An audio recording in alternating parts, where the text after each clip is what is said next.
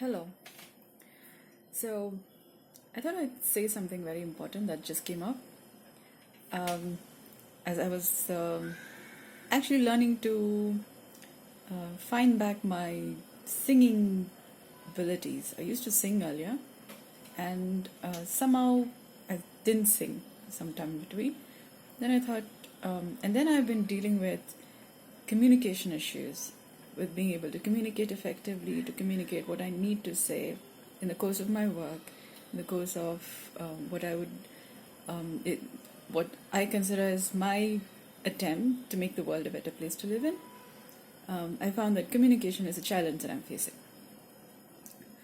and that brings me to the topic of this video, and the topic is that the grammar of life in our experience of living can be corrected in the present moment. What I mean by that is, things may have happened in the past that may have affected how we relate to something, what we are able to do, what choices we make, what abilities we now have versus what limits we have.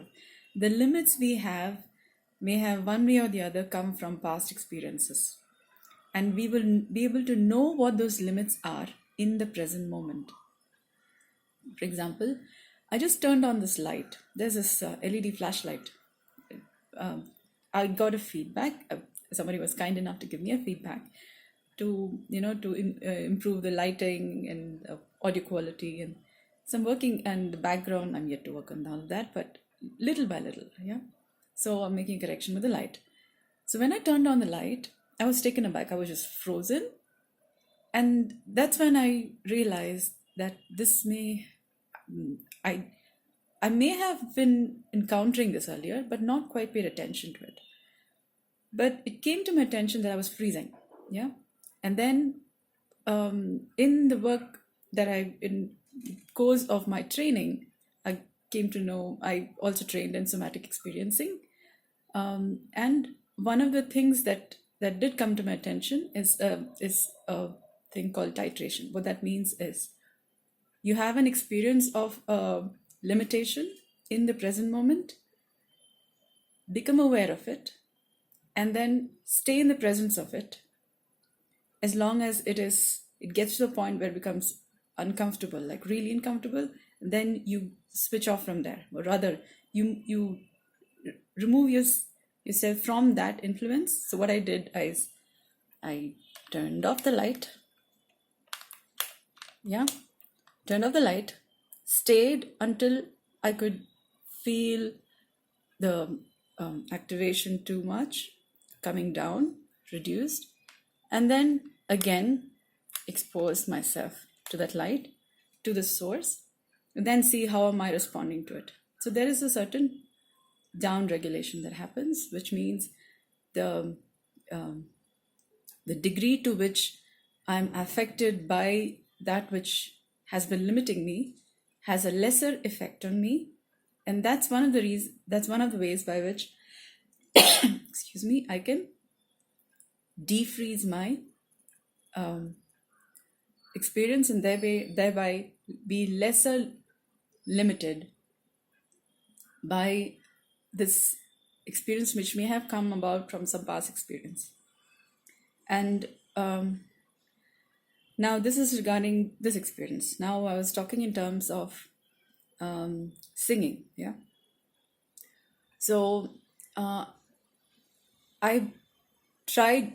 We have so many singing karaoke apps. We have so many programs, softwares, by which we could try and get back to our ability to voice. A lot of us face issues in shamanic practices. They say, when you go to a shamanic healer, one of the first questions they would ask is, when is the last time you sang? When is the last time you danced? Singing and dancing are somehow very integral, you don't even think about it. It's associated with celebrations. And when we are not able to sing, when we're not able to dance, to that extent, we are somehow, one way or the other, removed from our experience of celebrating life. So finding our voice back through our songs, finding our movements back through our dance is one way by which we get back to, instead of being traumatized, held back, stuck in some way due to whatsoever past experiences, our own past experiences, maybe come down from generations, maybe come down through genetics, maybe come down from the country we are in, because of its history, maybe because of whatsoever reasons.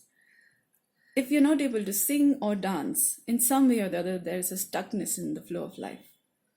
So finding our songs back, our voice through our songs, our movements through our dance, gets us back into the experience of celebrating life, which is very essential for happiness, which is very essential for existence itself.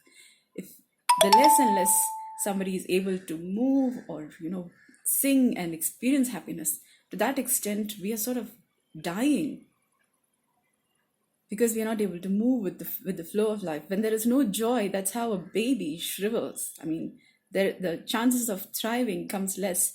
The more you're able to smile genuinely, the more you're able to sing, the more you're able to dance, you're finding that it's like the flower with its shine in its bloom, that comes back. That experience of blooming with life is there. And that's when you experience the sunshine. That's when you experience the gentleness of the breeze. You experience a cup of tea, not for, okay, now I need to get to that work that I need to do, versus, that's a good, nice cup of tea. Yeah. You find that to be with and enjoy while contributing to life, while being participative in life. This is how you correct the grammar of your life. So I invite you to pay attention to your present moment and notice what is it you're limited by, what you would like to do most, and what is it you're limited by. You will find that limitation in the present moment, not in the different activities you do, but yes, in the activities you do. But whatever that limit is, that limit will be in the present moment. And then there are many ways by which you can correct that limit. Singing, for example, getting the beat right, getting the tone right, getting the emotion right. For me, I'm noticing through that one of my communication challenges is how I relate with myself, how I stay with myself. At the same time, whom am I singing to? And then whom am I singing with? So me, the whom am I singing to, and us, me, you, and us. The sensation of all these three, I'm kind of going off on the balance of that. And that's where I notice my song is not coming the way it needs to come.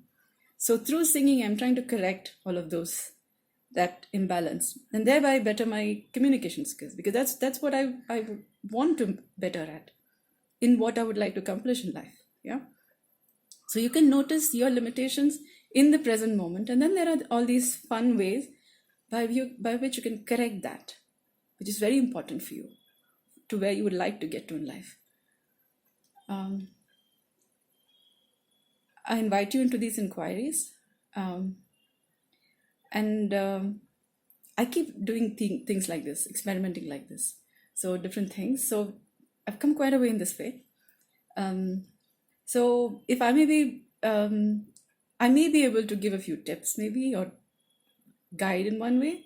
So do contact me if you think I could be of, even if it's only to get a perspective or to give some idea, which could get you going back into the flow of life, back into your experiencing and expressing your greatest potential. Do let me know. Thank you for listening.